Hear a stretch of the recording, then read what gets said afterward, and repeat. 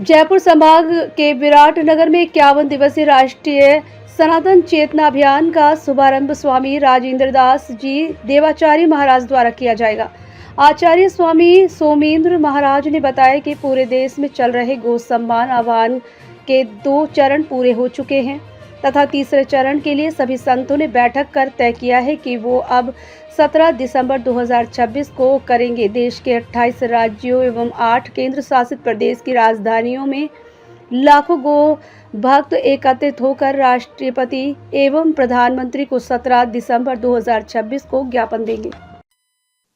11 सितंबर से 19 सितंबर तक 9 दिवसीय अभूतपूर्व सनातन आध्यात्मिक धर्मोत्सव हो रहा है, जिसमें देश विदेश से अनेक संत पधारेंगे। साथ ही 13 सितंबर को राष्ट्रीय गोरक्षा संत सम्मेलन का आयोजन होगा, जिसमें लगभग 3000 के करीब गोभक्त और संत एकत्रित होकर के गो सम्मान आह्वान अभियान के अंतर्गत किस प्रकार से अभियान को सफल बना करके और पूरे देश भर से केंद्रीकृत कानून बनकर के गोवध निषेध हो, साथ ही गोमाता को राष्ट्रीय स्तर का सम्मान दिया जाए, इस पर विचार विमर्श करके अपनी रणनीति बनाएंगे।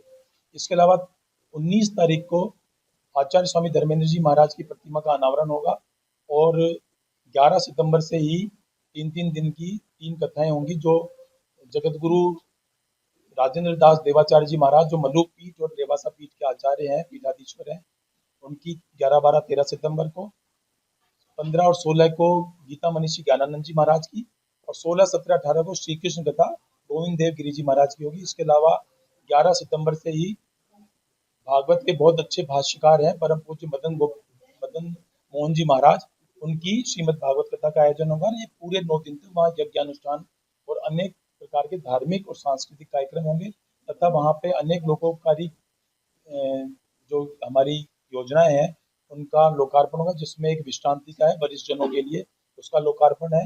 एक सुदामा सभागार है, उसका लोकार्पण है। गौशालाओं में अनेक शेड और कक्षों का लोकार्पण है। इसके अलावा वेद विद्यापीठ, उसका लोकार्पण है। इस तरह के कार्यक्रम है 11 सितंबर से 19 सितंबर 2026 को।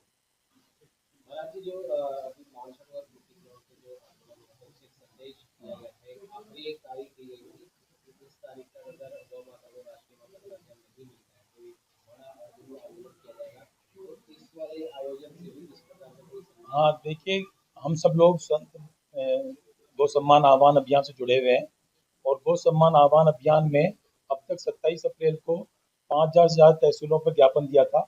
27 जुलाई को 750 जिलों में पूरे देश भर में ज्ञापन दिया गया। हजारों को भक्त वहां पर एकत्रित हुए थे। अब हमारी जो तिथि थी 27 अक्टूबर, उसको हमने व्यापक रूप देने के लिए और 28 राज्यों और 8 केंद्र शासित प्रदेशों में इन 36 जगहों पर कहीं पे भी 1.25 लाख से कम गोभक्त एकत्रित नहीं होंगे। कुछ राजधानियों में 4-4, 5-5 हजार गोभक्त एकत्रित होंगे। तो 27 अक्टूबर की तिथि को अब हमने 17 दिसंबर कर दिया है, जब पूरे देश के 36 स्थानों पर लाखों लाख की संख्या में गोभक्त एकत्रित होकर के और ये अंतिम अनुनय विनय करेंगे।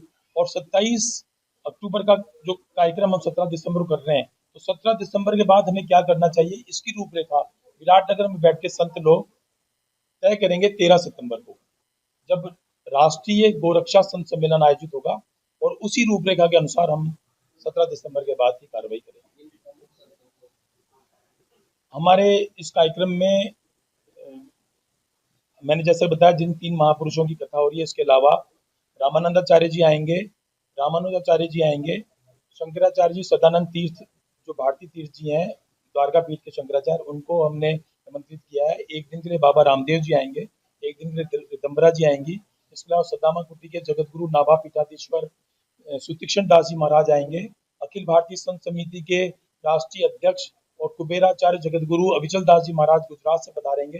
उडुपी से संत आएंगे, महाराष्ट्र से वारकरी संप्रदाय के संत आएंगे। कुल मिला के जम्मू कश्मीर से लेकर केरल तक और गुजरात से लेकर के पश्चिम बंगाल तक के संत इस कार्यक्रम में 9 दिन के कार्यक्रम में आएंगे।